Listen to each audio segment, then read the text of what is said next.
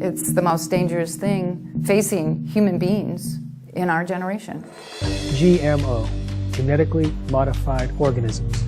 They take genes from one species and force it into the DNA of other species. We have hundreds of millions of acres of genetically modified crops that have been planted in the United States, and yet most people are not aware. I found out that our food supply is genetically modified. And guess what? The food that my son ate on August 25th, 2009 was raw corn. The corn that almost killed him.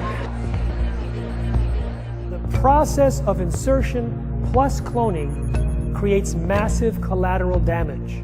There can be hundreds or thousands of mutations up and down the DNA. The things we're seeing today aren't normal.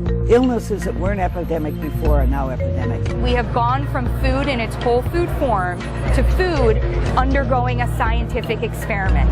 The havoc that it will cause will be across the entire spectrum of disease. What the problem was is I guess he said that they weren't able to process the food correctly and they would bloat up and die from it. They can put it on the market without telling the FDA or to consumers. It became clear that the FDA had been lying repeatedly since 1992. It's not just an agriculture issue, it's not just a food industry issue, it's an ever-living creature issue. And if we don't do anything within a decade, every single major crop with any significant market size is going to be genetically modified, and we're not going to know it. The world can get rid of it. The world should get rid of it. The sooner the better, now. We look at what they're eating, and we take out the genetically modified foods and the industry foods, and they all get better. It never doesn't work.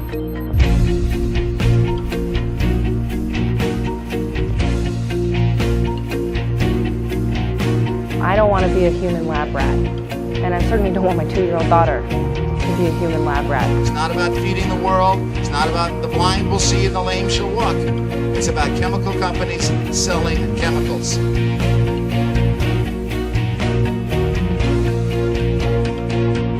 What have I done to my children, and what has been done to them without my consent?